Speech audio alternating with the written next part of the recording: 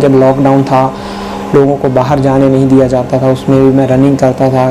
तीसरी बार भी रिजेक्ट कर दिया गया। लेकिन मेरे अगर प्रयास से कोई और भाई आर्मी में जाता है, उसका सपना पूरा हो जाता है, तो मुझे लगेगा कि मैंने अपना सपना पूरा किया है। जय श्री राम दोस्तों, स्वागत है एक नई वीडियो में। इस वीडियो में बात करेंगे कि आखिर मैं क्यों इंडियन आर्मी में जाना चाहता हूं, क्यों फौज की वर्दी को पाने के लिए मैं दिन रात इतना तड़फता हूं। तो चलिए दोस्तों, वीडियो को शुरू करते हैं। एक टाइम था दोस्तों 2015-16 का, जब मैंने रनिंग करना शुरू किया था। उसमें मुझे रनिंग के बारे में इतनी नॉलेज नहीं थी, इतना पता नहीं था कि इंडियन आर्मी में जाने के लिए जो 1600 मीटर की रनिंग रहती है उसमें टाइमिंग का कितना महत्व है। उसमें मैं रनिंग दौड़ा करता था, डेली 2 से 4 किलोमीटर की रनिंग करता था, लेकिन कोई बताने वाला नहीं था, रनिंग किया करता था। और मेरे जो पापा हैं वो भी इंडियन आर्मी में रहे हैं, तो उसी में लोगों के द्वारा भी मुझे कहा जाता था कि तुम्हारे पापा जो है वो आर्मी में है और इसी कारण से तुम्हें बेनिफिट है कि तुम ही फ़ौज में जा सकते हो और तुम तो आर्मी में ही जाओगे। तो मेरी मानसिकता भी ऐसी बन चुकी थी कि हाँ, मुझे फ़ौज में ही जाना है, उसकी तैयारी करनी है। इसमें बीतता चला गया। बाद में मेरे पापा भी रिटायर हुए फ़ौज से। इसी तरह 2018 में मैंने अपनी पहली भर्ती देखी और मैं वहाँ पर शामिल हुआ। अकेले मुझे भर्ती में भेज दिया गया था। वहाँ पर काफ़ी ज़्यादा जो मेरे जैसे अन्य भाई लोग शामिल हुए थे भर्ती में, तो काफ़ी भीड़ थी। वहाँ पर मैं जाकर खड़ा हो गया, किसी को जानता नहीं था, पहचानता नहीं था। तो उनको मैं सुन रहा था कहते हुए, वो बता रहे थे कि हाँ भाई, वो शूटर है, उस ग्रुप में, हमारे ग्रुप में नहीं आना चाहिए। किसी शूटर को बता रहे थे कि हाँ वो शूटर है। एक दूसरे को अपनी टाइमिंग बता रहे थे कि मेरी 5 है, 4:40 है, 4:45 है।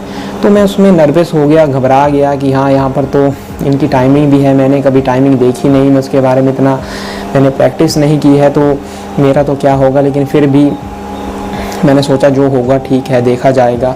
आगे चलता गया और जब वहाँ पर पहुँचे तो उन्होंने सबसे पहले हाइट मापना शुरू की। तो वहाँ पर मेरी हाइट मापी उन्होंने और हाइट में मुझे बाहर कर दिया गया। हाँ दोस्तों, पहली बार ही मुझे हाइट में बाहर किया गया। इतना दुख नहीं हुआ क्योंकि उतनी ज़्यादा मेहनत नहीं थी। दिन रात मैंने 2015-16 से मैं बात कर रहा हूँ कि रनिंग कर रहा था, तो उतनी ज़्यादा मेहनत नहीं थी। कभी करता, कभी नहीं भी करता, मन होता तो जाता, नहीं तो नहीं जाता। ऐसा नहीं था कि रेगुलर डेली मुझे जाना ही है, वैसा कोई नहीं था, वैसा जुनून उसमें मेरे अंदर नहीं था। तो 2018 में मैं पहली बार रिजेक्ट हो गया। अब बात करते हैं 2019 की भर्ती थी। 2019 में मैंने अपनी दूसरी भर्ती लगाई। जब मैं वहाँ पर शामिल हुआ तो वहाँ पर भी मैं अकेला गया, कोई जाने वाला नहीं था, कोई भी भाई, कोई दोस्त वगैरह। मैं दोस्त के साथ इतना घुलता मिलता नहीं हूँ, मेरे उतने ज़्यादा दोस्त नहीं हैं दोस्तों, लेकिन आप मेरे दोस्त ज़रूर हैं। और इसी तरह से फिर मैं दूसरी भर्ती में शामिल हुआ। वहाँ पर भी जब मेरी हाइट मापी गई तो मुझे हाइट में बाहर कर दिया गया। दूसरी बार भी मैं रिजेक्ट हो गया। उसमें दुख हुआ क्योंकि मैंने 2018 के बाद 19 तक अच्छी मेहनत की थी, लेकिन फिर मुझे रिजेक्ट कर दिया गया। तो दुख तो होता है दोस्तों, उसमें मुझे बहुत दुख हुआ था। फिर मैंने सोच लिया था कि मुझे अब जो है वो अब रेगुलर मेहनत करनी है, टाइमिंग के लिए मेहनत करनी है, मुझे अपनी टाइमिंग कम करनी है, हाइट को बढ़ाने की कोशिश भी करनी है, स्पेशल हाइट के लिए एक्सरसाइज करनी है। मैंने मेहनत करना शुरू कर दी। 2019 के बाद क्या हुआ कि कोरोना आ गया और महामारी आने के कारण भर्ती भी 2 साल के लिए बंद हो गई, कोई भर्ती नहीं आई।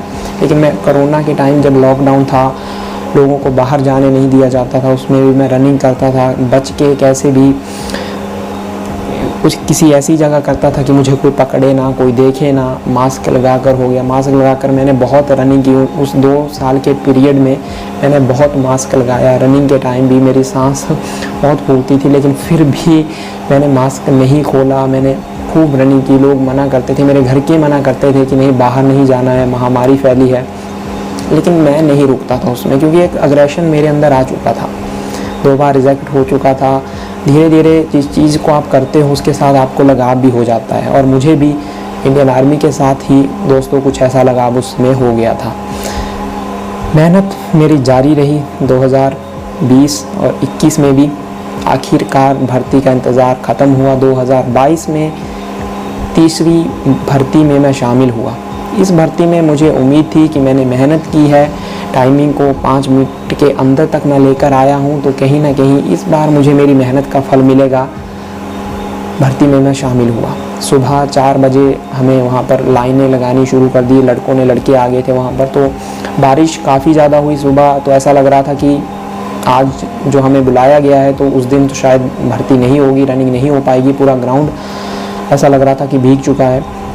लेकिन बारिश रुकी, लगभग 8 बजे के करीब उन्होंने एंट्री ली और कुछ देर तक उन्होंने अंदर बिठाए रखा और उसके बाद डॉक्यूमेंट स्कैन वगैरह उन्होंने किए और हाइट मापने की प्रोसेस आगे हो रही थी। डॉक्यूमेंट वगैरह मेरे भी स्कैन हो गए। हाइट पर पहुंचा तो मेरी हाइट मापी गई वहाँ पर। तो हैरानी हुई इस बात को देखकर कि मुझे तीसरी बार भी रिजेक्ट कर दिया गया। हाँ दोस्तों, तीसरी बार भी मुझे 2022 में रिजेक्ट कर दिया गया। बहुत दुख उसमें हुआ था। ग्राउंड के भीतर मुझे जब रिजेक्ट किया गया तो वहाँ से मैं मुड़ा, मुझे जाने के लिए कहा गया उन्होंने। मैंने अपने शूज़ डाले और ग्राउंड के बाहर की ओर क्या जाऊँ, कहाँ जाऊँ, मुझे कोई रास्ता उसमें दिखने की बात तो दूर है, मैं रास्ते को ढूंढ ही नहीं पा रहा था। 10-20 कदम जब मैं चला, उस साइड से मेरे पापा भी मेरी तरफ आ रहे थे। तो मेरा उसमें इतना चीखने को मन कर रहा था कि इतना ज़ोर का चिल्लाऊं कि आकाश भी बोले, आकाश भी फट जाए भीतर से। बहुत दुख हुआ उस टाइम, क्योंकि बहुत मेहनत थी और उस टाइम यही याद आ रहा था कि इतना पसीना बहाया हूँ, इतना तड़पा हूँ उस वर्दी को पाने के लिए, लेकिन आखिर खुदा ने मुझे फिर उस वर्दी से दूर रखा। इतनी मतलब उस टाइम तक ना इतना लगाव हो चुका था, आप सोच सकते हैं। भले ही शुरुआत में वो मेरी मानसिकता बन चुकी थी कि हाँ आर्मी में जाना है, पापा है तो मैं भी जा सकता हूँ, जाऊँगा। लेकिन जैसे जैसे मैंने प्रैक्टिस की, उसके साथ जुड़ता गया, उसको अपने साथ जोड़ता गया, धीरे धीरे अटैचमेंट इतनी ज़्यादा हो गई कि मैं 2023 तक आते आते उस मेरे साथ जो हुआ उसे मैं फील करके रो रहा था। वहाँ पर मैंने रोना शुरू कर दिया। अभी मैं आपको बताऊंगा, कैसे बता सकता हूँ आपको कि उस टाइम में इतना इमोशनल हो गया ना दोस्तों कि मैं रोने लग पड़ा उसमें। और 4-5 वहाँ पर लड़के थे, उन्होंने हौसला बढ़ाने की कोशिश की। पापा आए, पापा कहते हैं कि क्या हुआ। मैंने कहा ऐसे रिजेक्ट कर दिया, इतनी मेहनत की थी मैंने और दिन रात एक किया था, आखिर कहाँ कमी रह गई थी जो रिजेक्ट, आखिर कहीं और रिजेक्ट कर देते तो मुझे दुख इतना नहीं होता। लेकिन एक बार मुझे मेहनत को दिखाने का मौका तक नहीं दिया। अंदर ले जाते रनिंग में मुझे एक बार उतारते तो सही मैं, ताकि अपनी मेहनत का मुझे इतना अफसोस ना रहता। मुझे उस दिन इतना अफसोस रहा कि जब मैंने दिन रात मेहनत की है तो मुझे एक बार ग्राउंड में उतरने का मौका तक नहीं दिया उस भगवान ने। मेरी कैसी किस्मत है, आखिर क्या मैंने कर दिया ऐसा गुनाह जो मुझे इतना भी हक नहीं, कि इतना भी मेरे नसीब में नहीं कि मैं ग्राउंड में उतर सकूं, उस मेहनत को दिखा सकूं। बहुत दुख हुआ मुझे। और पापा ने कहा कि मैं बात करता हूँ, ऐसे कैसे रिजेक्ट कर दिया। मैंने कहा पापा रहने दो, उन्होंने कर दिया है, कुछ नहीं होगा, अब चलते हैं। तो उसके बाद घर वापस आए, लेकिन क्या बताऊँ, दुख बहुत था उस टाइम। फिर मैंने उसके बाद 1 से 2 हफ्ता मैं कहीं नहीं गया। रनिंग तो दूर की बात है, मैं घर से भी नहीं जाता था बाहर के। इतना दुख होता था मुझे। कोई पूछेगा तो क्या कहूँगा, कहाँ निकाला है, कैसे रिजेक्ट कर दिया गया। मन ही नहीं किया। 1 से 2 हफ्ते मैं घर पर ही रहा। मन ही नहीं किया कि बाहर जाऊँ, रनिंग करूँ। वो मेरा बिल्कुल ही मन उखड़ गया था उस काम को करने से, क्योंकि जब इतनी मेहनत के बाद कुछ नहीं हुआ फिर क्यों करूँ उस काम को। लेकिन 2 हफ्ते के बाद फिर से मेरे अंदर वो जुनून जागा कि नहीं, हारने कर क्या दुख मनाना है, तुम्हें फिर से उठकर जाना है, फिर से हिम्मत करनी है और फिर से फौजी बन जाना है। मैंने फिर से मेहनत करना शुरू कर दी।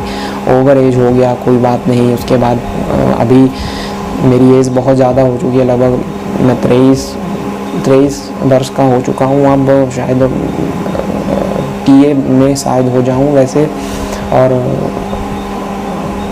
हो पाना तो मुश्किल ही है। लेकिन मैंने सोच लिया है कि अब चाहे मैं इंडियन आर्मी को ज्वाइन ना कर पाऊँ, चाहे मैं भर्ती नहीं हो पाऊँ, फौजी नहीं बन पाऊँ, उस बात का मुझे अफसोस नहीं रहेगा। लेकिन मैं जो मेरे देश के अन्य युवा हैं, जो मेरे भाई हैं, जो आर्मी में जाना चाहते हैं, जिनमें एग्रेशन है, देशभक्ति है, देश के लिए कुछ करना चाहते हैं, जुनून है वर्दी को पहनने का, वतन के लिए, वतन की मोहब्बत है और देश के लिए लड़ना चाहते हैं, अपनी इस मातृभूमि के लिए कुछ करना चाहते हैं, उनको मैं मोटिवेट करना चाहता हूँ। उनके लिए मैं ही ये वीडियो बनाऊँगा। मैंने सोच लिया है कि मैं अगर जो मेरा ड्रीम था बचपन से ही मैं बनना चाहता था, मेरा जो एम था उसको मैं पूरा नहीं कर पाया, भले ही अभी भी मुझे उम्मीद है कि शायद मैं कर पाऊँ, कर लूँगा। आज नहीं तो शायद कल वो दिन आएगा जब मैं भी फौजी बन जाऊँगा।